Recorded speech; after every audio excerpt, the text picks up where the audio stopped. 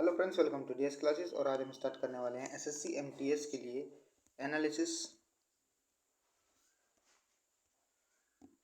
SSC MTS के लिए analysis जो है कि आपका आज सभी जानते हैं कि आज है 20 जून, जो कि आपका लास्ट एग्ज़ाम है, लास्ट डे एग्ज़ाम है, जो कि आपका लास्ट डे एग्ज़ाम है। तो ज़्यादा टाइम वेस्ट करना करते हुए हम स्टार्ट करते हैं। आपका आज का पहला क्वेश्चन, जिसमें पूछा गया था कि 2022 तक, क्या पूछा गया था, 2022 तक लोकसभा का चुनाव, कितने चुनाव संपन्न हो चुके हैं। तो लोकसभा के चुनाव जो हैं आपके आज तक 17 चुनाव जो हैं वो संपन्न हो चुके हैं। एक क्वेश्चन पूछा गया था कि पंचायती राज संविधान किस भाग में दिया गया है। पंचायती राज संविधान किस भाग में दिया गया था। आपका भाग 9 में दिया गया पंचायती राज संविधान। ठीक है। एक क्वेश्चन पूछा गया था आपका, सौर मंडल का सबसे छोटा ग्रह कौन सा है। सौर मंडल का सबसे छोटा ग्रह आपका बुध, क्या हो जाएगा, सौर मंडल का सबसे छोटा ग्रह आपका बुध हो जाएगा। अगला क्वेश्चन पूछा गया था कि संविधान स्वामी विवेकानंद द्वारा लिखी पुस्तक का नाम क्या है। स्वामी विवेकानंद द्वारा लिखी पुस्तक कौन सी है। तो आपका ऑप्शन में कर्मयोग था, जो कि आपका कर्मयोग इसका राइट आंसर हो जाएगा। स्वामी विवेकानंद जी ने कर्मयोग पुस्तक लिखी थी। एक क्वेश्चन पूछा गया था इंग्लैंड के प्रधानमंत्री से कि इंग्लैंड का प्रधानमंत्री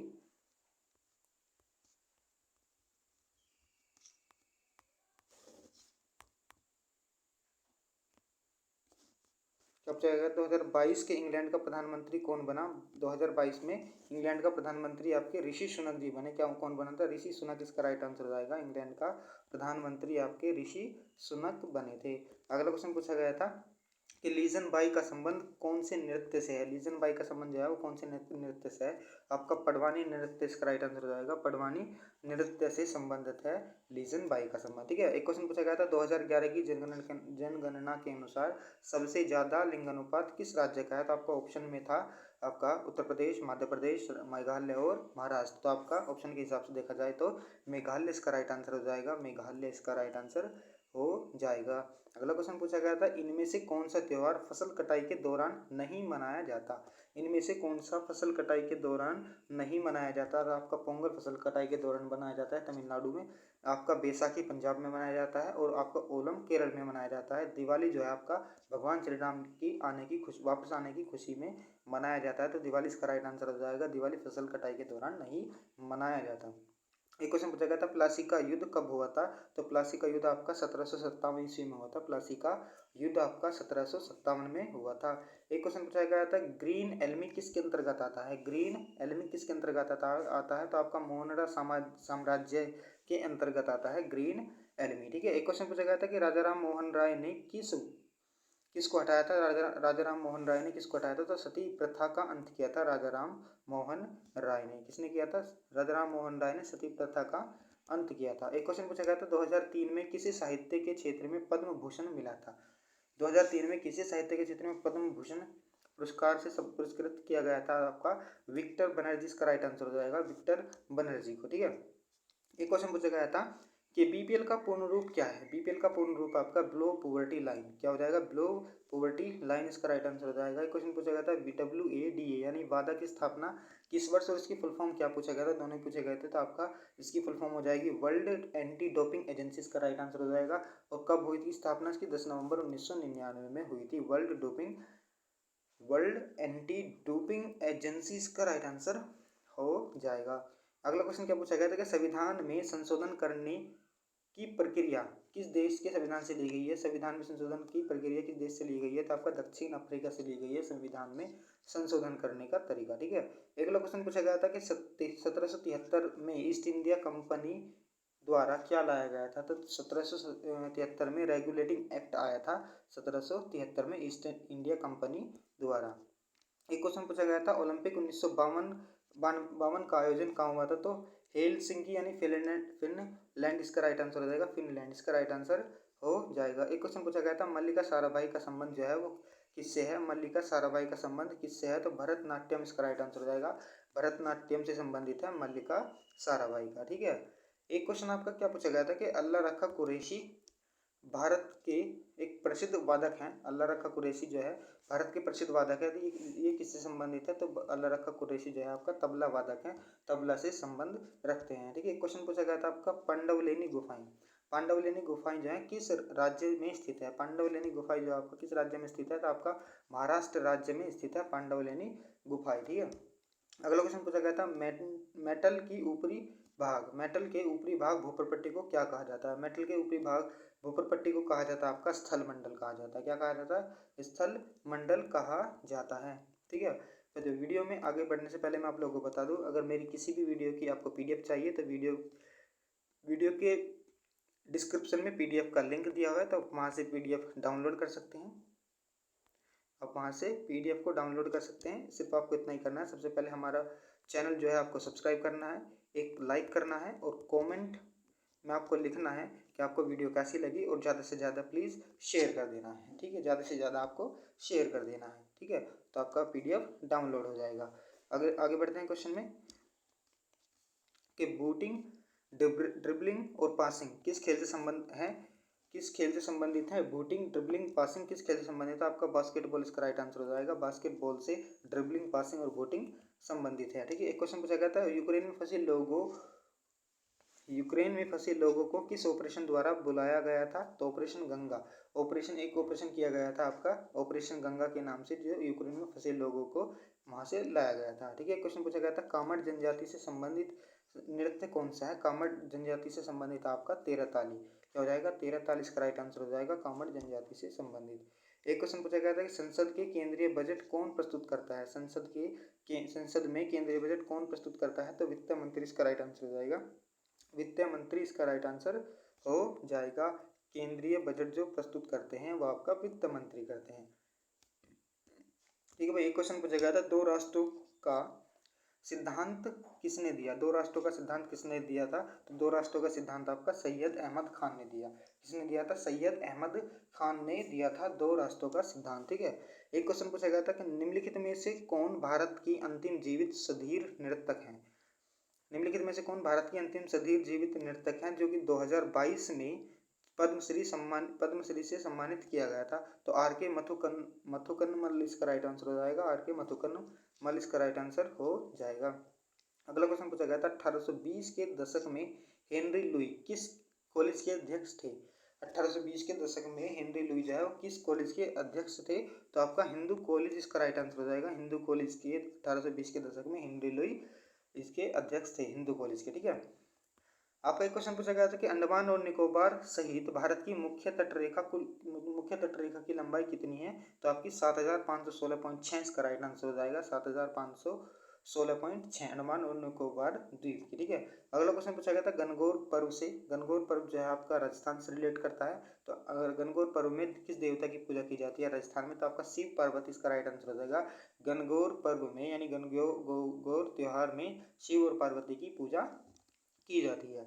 अगला क्वेश्चन पूछा गया कुश्ती से संबंधित खिलाड़ी जिसे मेजर ध्यानचंद अवार्ड दिया गया। कुश्ती से संबंधित खिलाड़ी कौन सा है जिसे मेजर ध्यानचंद पुरस्कार दिया गया? तो रवि कुमार दहिया इसका राइट आंसर हो जाएगा। रवि कुमार दहिया इसका राइट आंसर हो जाएगा। अगला क्वेश्चन पूछा गया था कि आत्मघाती थैली किसे कहा जाता है?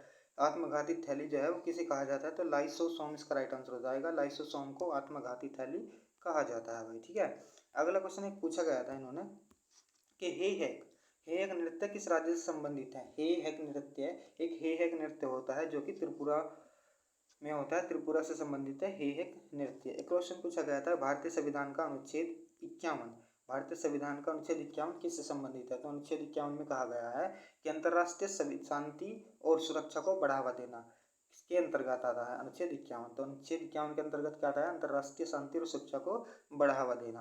अगला क्वेश्चन पूछा गया था कि भारतीय राष्ट्रीय कांग्रेस की स्थापना कब हुई थी? भारतीय राष्ट्रीय कांग्रेस की स्थापना आपकी 28 दिसंबर 1885 में हुई थी। 28 दिसंबर 1885 इसका राइट आंसर हो जाएगा। कांग्रेस की स्थापना हुई थी भाई।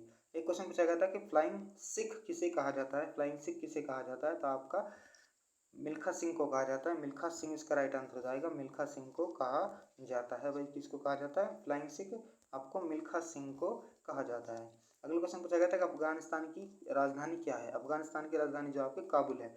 अफगानिस्तान की क्या राजधानी है? आपकी काबुल। एक क्वेश्चन पूछा गया था कि HRSA की स्थापना किस वर्ष हुई थी? HRSA की स्थापना किस वर्ष हुई थी? तो HRSA की स्थापना हुई थी आपकी 1928 में। कब हुई थी? 1928 में HRSA की स्थापना हुई थी।